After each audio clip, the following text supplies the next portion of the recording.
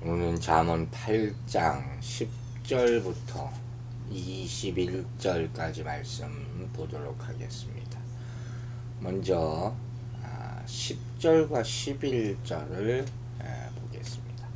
너희가 은을 받지 말고 나의 훈계를 받으며 정금보다 지식을 얻으라. 대저 지혜는 진주보다 나으므로 원하는 모든 것을 이에 비교할 수 없음이니라. 어제 말씀이 계속된다고 보면 될 것 같아요. 여기 나오는 은, 정금, 진주, 이거 뭐겠습니까? 다 사람들이 최고의 가치로 생각하는 것이죠.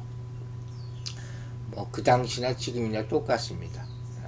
여러 가지 중요한 세상적 가치 가운데 돈을 대변하는 그런 말이죠. 은, 금, 진주 그런 거죠.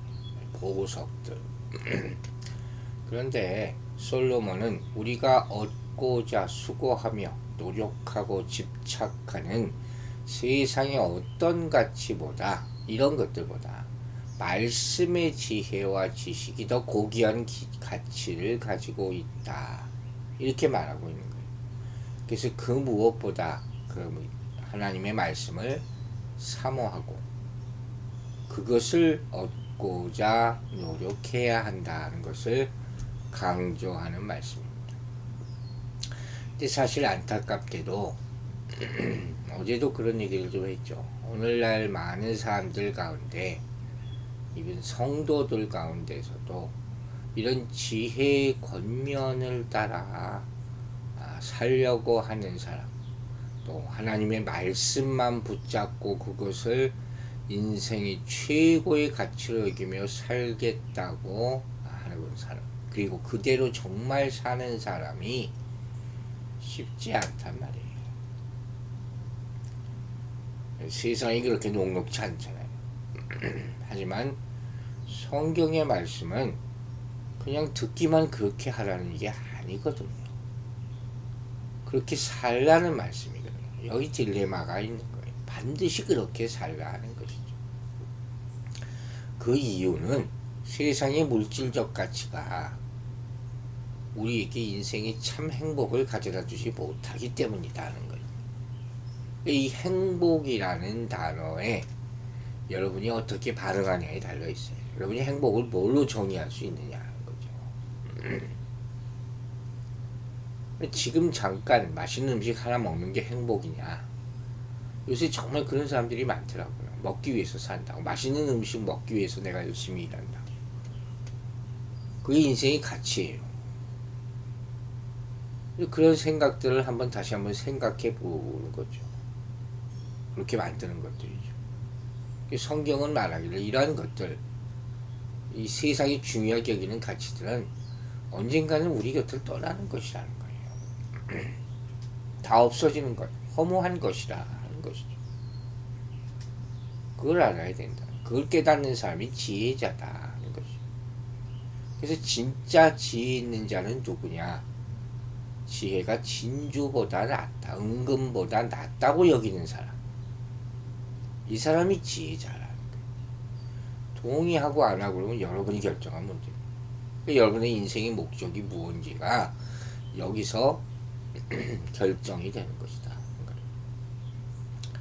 이제 12절부터 16절 말씀 읽어보겠습니다. 나 지혜는 명철로 주소를 삼으며 지식과 근신을 찾아옵나니 여호와를 경외하는 것은 악을 미워하는 것이나 나는 교만과 거만과 악한 행실과 패역한 입을 미워하느니 내게는 계략과 참지식이 있으며 나는 명철이라 내게 능력이 있으므로 나로 말미암아 왕들이 치리하며 방백들이 공의를 세우며 나로 말미암아 제상과 존귀한 자 곧 모든 의로운 재판관들이 다스리느니라 그랬어요.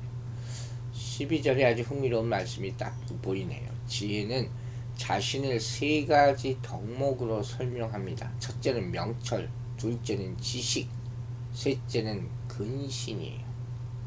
이 세 가지 단어가 잠언에서 지혜의 유의어로 사용돼서 지혜가 갖는 다른 측면들을 설명하고 있는 거지. 이 근본적인 의미는 뭐냐? 누가 누구를 다스리느냐 하는 거예요. 그게 이제부터 설명될 거라는 거예요. 명철이라는 단어, 이게 참 중요하다고 생각이 돼서 좀 설명을 드리려고 합니다. 명철이라는 것은 한마디로 뭐냐? 판단력을 갖는 거예요. 판단력을 갖는 거. 이 판단력을 갖기 위해서는 우리가 앞서 5절에서 배웠던 마음을 밝혀야 돼요. 즉 마음을 열어야 하는 것이 전제 조건이에요. 또 6절에서 본 들어야 하는 거예요.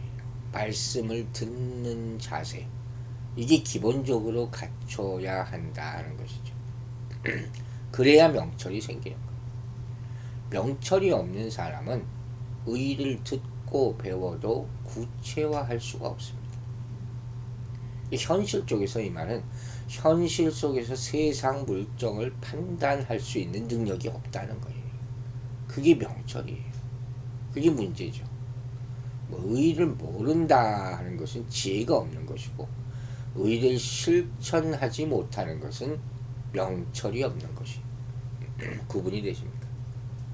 즉 우리가 실생활에서 무슨 일을 하든 간에 진리에 따라서 하고 있는지를 모른다면 그 일이 무슨 의미가 있겠냐는 거예요. 나중에 가서 인생 헛산 거예요. 그런 의미예요. 예를 들어서 사랑을 한다고 여러분 가정해보세요. 그 사랑이 무엇인지 아는 것이 1차적으로 지혜가 되는 것이죠. 그리고 그 사랑을 어떻게 실천하는가 하는 것이 바로 명철이라고 할 수 있는 것이죠. 그 판단력이 있어야 되는 거예요. 그래서 지혜와 명철이 모든 것보다 우선이 되는 것이죠. 그게 바로 지혜가 명철로 주소를 삼는다 하는 그런 의미예요. 우리가 우리 인간을 영, 혼, 육 이렇게 따질 때 누가 누구를 지배하느냐 하는 말을 제가 자주 드리잖아요. 영이 지배해야 된다 하는 거예요. 그렇게 영과 이성이 연결돼야 된다 하는 그런 뜻과도 일맥상통하는 말씀이 바로 오늘 말씀입니다. 13절에서 솔로몬은 여호와를 경외하는 것은 악을 미워하는 것이다 이렇게 말합니다. 지금까지 지혜에 대해서 이렇게 말해왔는데 갑자기 여호와를 경외하는 것, 이게 새로운 주제가 등장하는가 중간에 이렇게 생각할 수 있는데 그런 게 아니에요. 그 앞에서 여호와를 경외하는 것이 지혜며 지식이라고 말했던 것처럼 여호와를 경외하는 것은 지혜를 가리키는 또 다른 표현이다. 그렇게 생각하시면 돼요. 즉 결국 여호와를 경외하고 사랑하는 지혜자는 악을 미워하는 사람이다. 이 사실을 말하기 위해서 얘기하는 거예요. 지혜자는 악을 사랑할 수가 없다는 거예요. 그리고 악인의 전형적인 삶의 자세인 교만과 거만과 악한 행실과 패역한 삶, 이런 일들을 철저히 미워하고 그것이 성도의 삶의 흔적으로 남아있지 않도록 최선을 다해야 한다는 것을 알려주고 있는 것이죠. 여러분, 우리가 어떤 이성을 사랑한다고 말하면 그것은 다른 이성과의 사랑을 철저하게 배제해야 돼요. 둘 다를 사랑하면 안 돼요. 그건 사랑이라고 얘기할 수 없죠. 마찬가지로 우리가 하나님을 사랑한다는 말에는 하나님의 뜻에 반하는 그 어떤 것도 사랑하지 않을 것이라는 것, 결단이 담겨져 있는 것이죠. 그렇잖아요. 그 말이에요. 지금 우리는 예수 그리스도의 신부된 자라 했습니다. 그와 사랑 신이로 하나 된 사람들.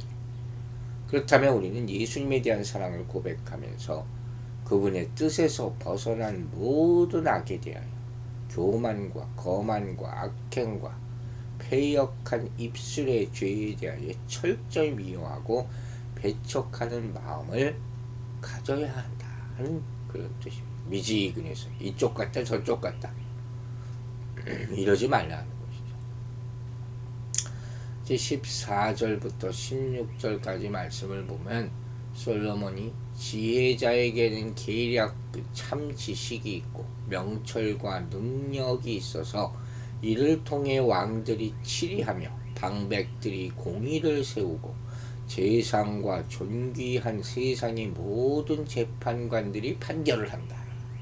이렇게 말했습니다. 여기서 지혜자의 세 가지 특성이 나오죠. 계략이라는 게 먼저 나옵니다. 계략은 뭡니까? 참모가 지도자 혹은 왕에게 주는 탁월한 계책이에요. 영어로 말하면 이걸 카운셀이라 얘기하는 거예요. 상담이죠. 또 참 지식이라 했어요. 이것은 깊은 깨와 먼 장래를 내다보는 생각을 말하는 거예요. 한자성어로 신머원여 이런 말을 씁니다. 마지막으로 명철이라는 것은 능력이에요. 능력. 계책을 성사되게 하는 힘이에요. 아까 앞서도 설명을 했죠. 이 명철이라는 것을 한번 이번 기회에 깊이 생각해 보시기 바랍니다. 행할 수 있는 능력. 이런 놀라운 힘들이 있기에 지혜가 세상에서 가장 필요로 하는 것입니다. 이것을 필요로 하는 왕이나 방백들이나 제상들이나 재판관들에게 계략과 지식과 명철과 능력을 제공하고 있다 말하고 있는 거예요. 솔로몬이 지혜를 구하잖아요. 바로 이걸 구하는 거예요. 판단할 수 있는 능력. 그죠? 여러분 삼국지라는 책 모르는 사람이 없을 거예요. 삼국지에 얼마나 많은 이 영웅들이 나옵니까? 그리고 수많은 전쟁들이 일어나죠. 근데 그 내용을 자세히 보면 그 어떤 것보다 뭐가 중요하냐? 계략이 중요해요. 그걸 모사라고 말합니다. 그래서 유비가 제갈공명을 찾아가는 삼고초려라는 한자 성어가 다 생겨난 거예요. 그렇게 이 군사 꾀를 내는 사람, 이 사람이 필요하다는 것. 방통과 제갈량 두 사람 가운데 한 사람만으로도 천하를 도모할 수 있다 하는 말이 나올 정도로 이 계략이라는 것이 중요하다 하는 것이죠. 그런데 성경을 보니까 솔로몬이 우리에게 가장 뛰어난 모사가 있다 하는 것을 알려줍니다. 그게 뭔죠? 바로 하나님의 말씀으로부터 오는 지혜라 하는 거예요. 세상을 분별하는 능력, 세상에서 성공하도록 우리를 이끄는 능력, 먼 미래를 바라보는 그런 능력은 결국 하나님의 지혜를 통해 나온다는 사실을 깨닫게 되기를 바랍니다. 자, 이제 여러분 생각해 보세요. 여러분을 지배하는 것은 과연 무엇입니까? 이끄는 것은 무엇입니까? 하나님의 지혜가 되기를 바랍니다. 아직도 마음은 원의로 돼야 한다면 정말 부끄러운 것이에요. 평생 그러다만 그렇게 살다가만 죽으면 그 얼마나 부끄러운 인생이겠습니까? 이제 17절부터 21절까지의 말씀을 읽어보겠습니다. 나를 사랑하는 자들이 나의 사랑을 입으며 나를 간절히 찾는 자가 나를 만날 것이니라.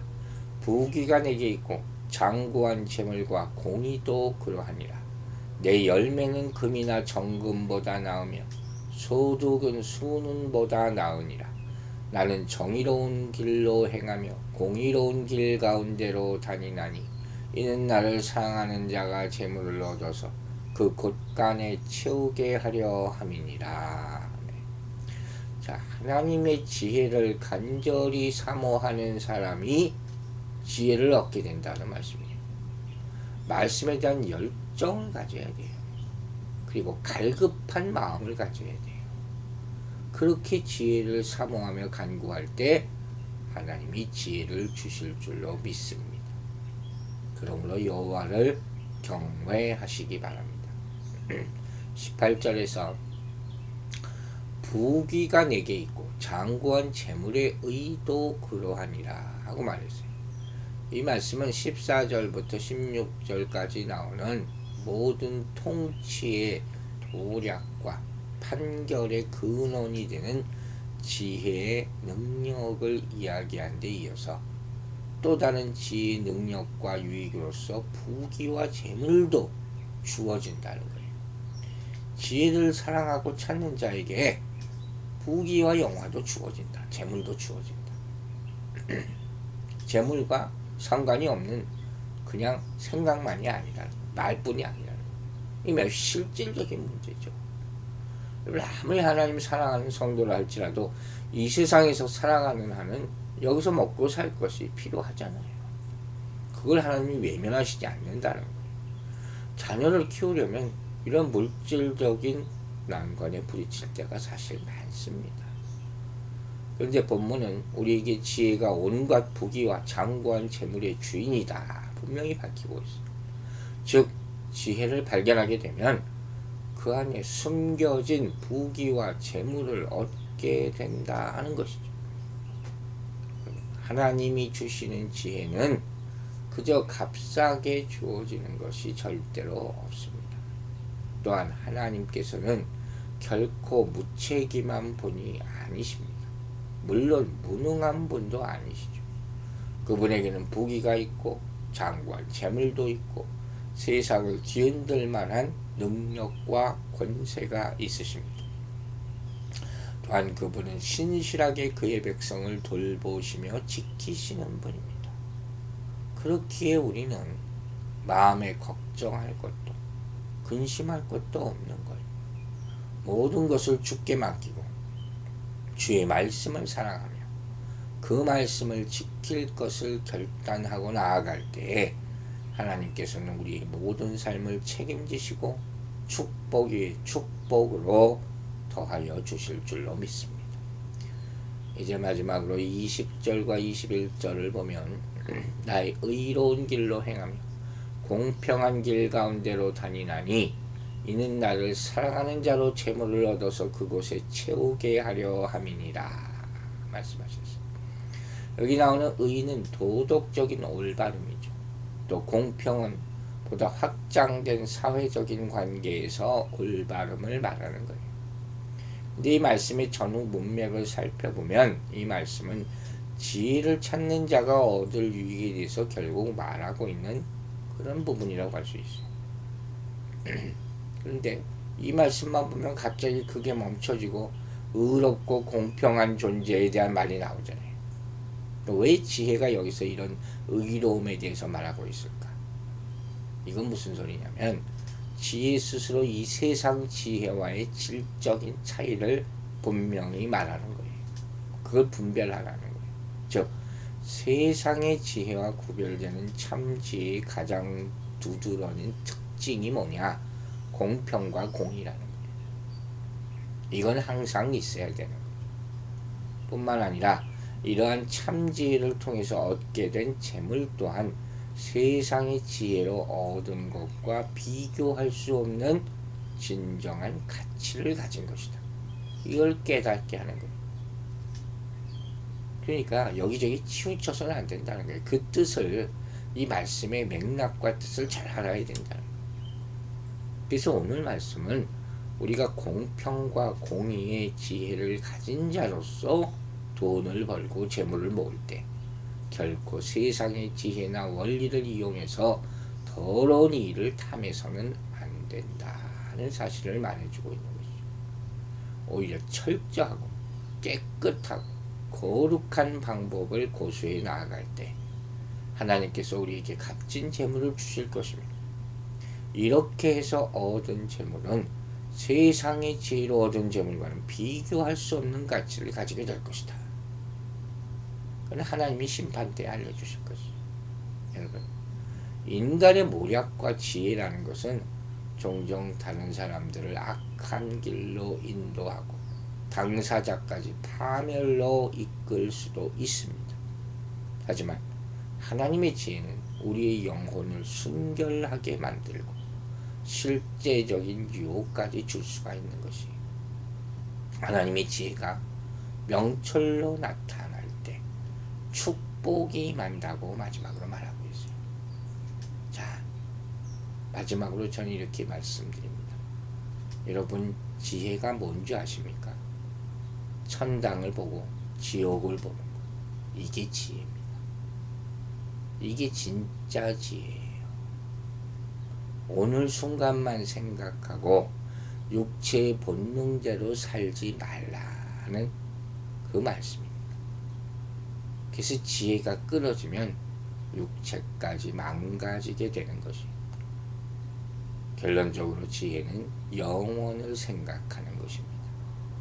이렇게 지혜를 얻으면 모든 것이 뒤따라 올 것입니다.